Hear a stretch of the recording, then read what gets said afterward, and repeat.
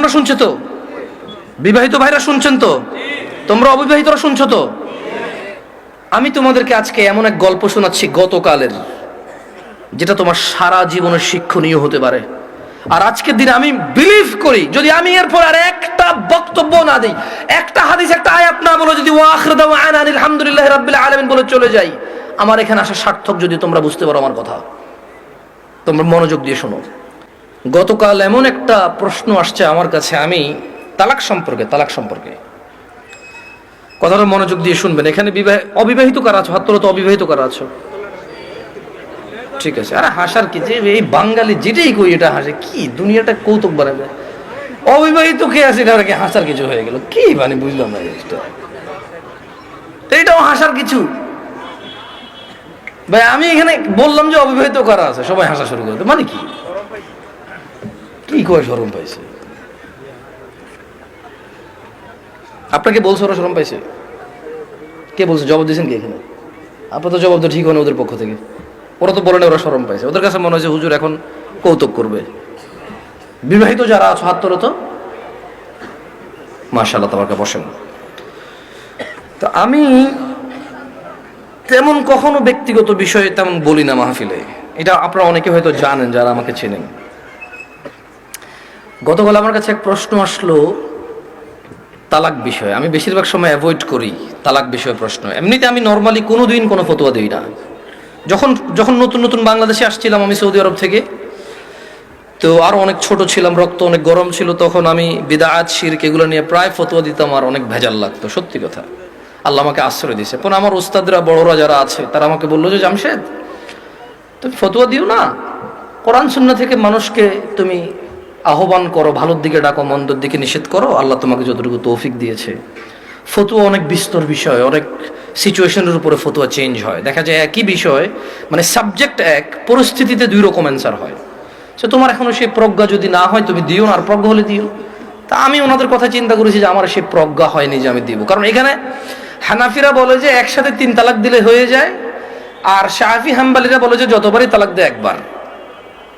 এখন যারা হানাফি নিজেদেরকে বলে, ওনারাও কিছু দলাইল পেশ করে, আর যারা শাফি মালাকি আছে বা আহলে হাদিস সালাফি আছে, তারাও সূরা বাকারার মধ্যে যেমন আত-তালাকু মাররাতান, তালাক 2 বার, মানে 2 দফায়, এভাবে দিয়ে বলে। তো আমি চিন্তা করছি এটা বড়দের বিষয়। কার বিষয়?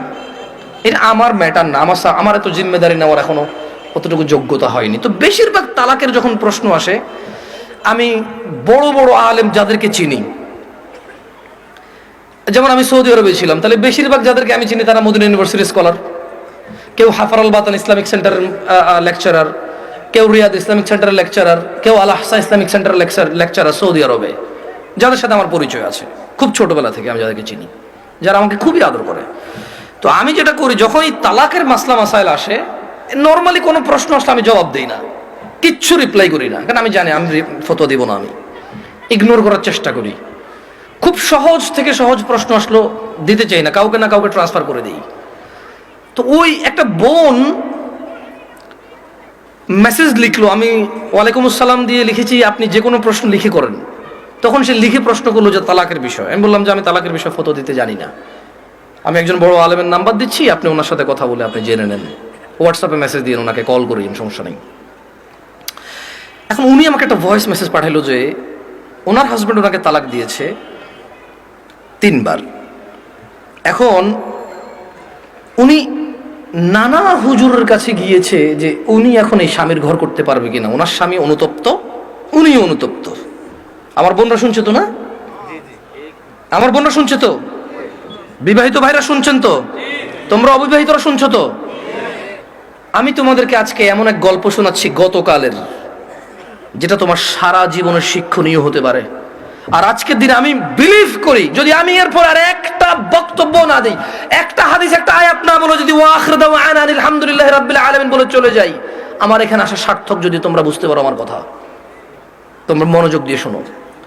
তো বললো যে আমি বেশ কিছু হুজুরের কাছে যতটুকু আমি আমাকে বলেছে যে আমি আহমদুল্লাহ হুজুরকে মেসেজ করেছি, উনি রিপ্লাই করেনি। আমি আজহারি হুজুরকে মেসেজ করেছি, রিপ্লাই করেনি।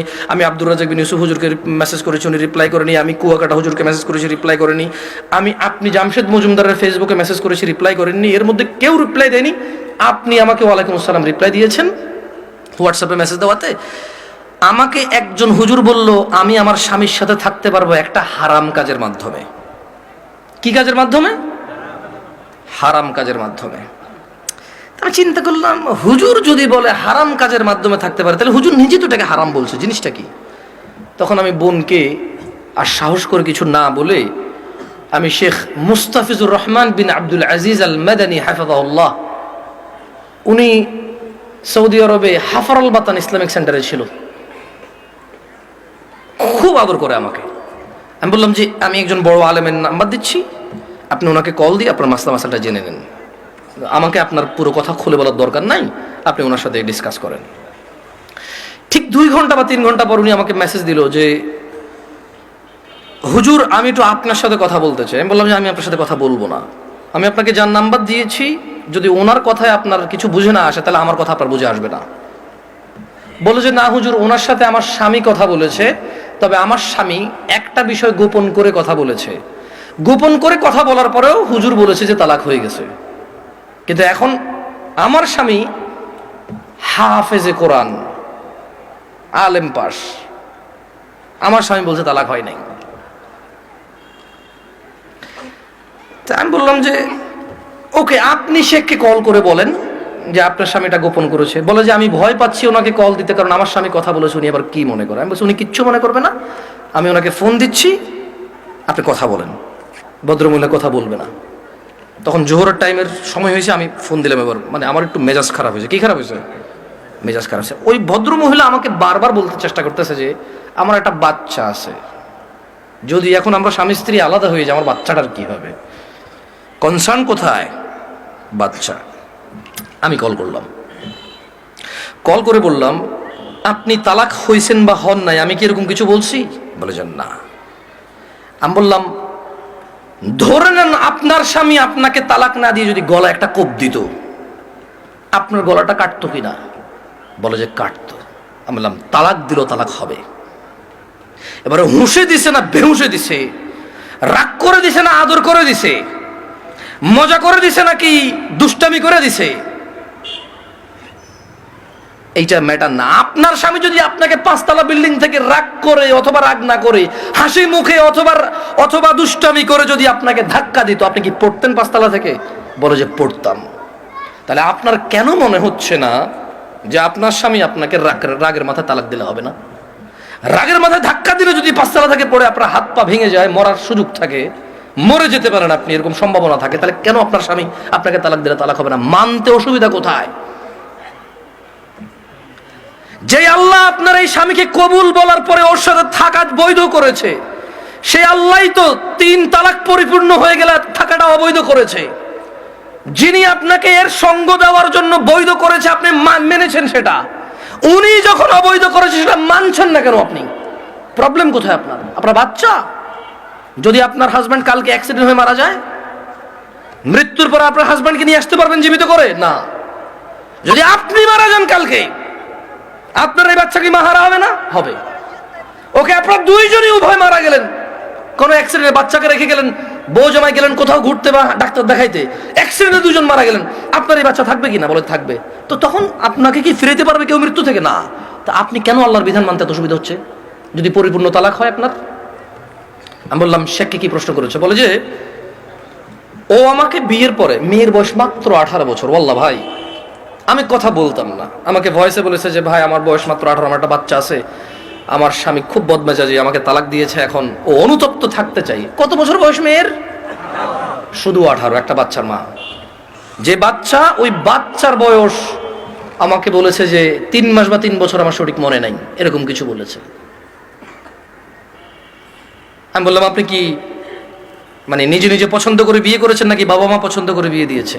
বললো যে বাবা মা পছন্দ করে বিয়ে দিয়েছে। আমি বললাম বিয়ের আগে স্বামীকে চিনতেন না? বলে যে না। আমি বললাম আপনার স্বামী নামাজ পড়ে না, ঠিক না? বলে যে হ্যাঁ। আমি বললাম আপনার স্বামী তো নামাজ পড়ে না, ঠিক না? হ্যাঁ। আমি বললাম আপনার স্বামী হুজুর আলেম এগুলো বলে লাভ কি? হাফেজ বলে লাভ কি? ও তো নামাজই পড়ে না। ও তো ধর্মর কোনো মূল্যায়নই করে না। ও আপনাকে তালাক দেয় আবার রাখে, আবার তালাক দেয় আবার রাখে, আবার তালাক দেয় আবার রাখে, এখনো আপনাকে রাখতে রাজি আর আপনি ওর কাছে থাকতে রাজি। তো বললো যে প্রথমে একদিন তালাক দিল, তালাক দেওয়ার পর ওনার স্বামী বিলিভ করে একসাথে 3 তালাক দিলে তালাক হয়ে যায়। ওনার স্বামীর এটা দেখেন, আমি আবার বলি, এটা আমি বলছি না, উনি বলছে যে ওনার স্বামী হাফেজ এবং আলেম পাশ মেবি, বা হাফেজ এটা কনফার্ম আমি।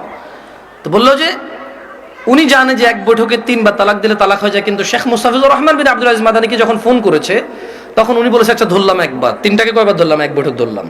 বলে যে আপনাকে আদ দিছে? বলে যে হ্যাঁ আরেকবার দিছে। বলে যে ওটাকে আবার ধরলাম। বলে যে আদ দিছে? বলে যে সে গোপন করছে, কিন্তু সে একদিন আমাকে বলছে তোমাকে আমি তালাক দিলাম, তুমি যাচ্ছ না কেন? এই কথাটুকু শেখের কাছে সে গোপন করেছে। কি করেছে?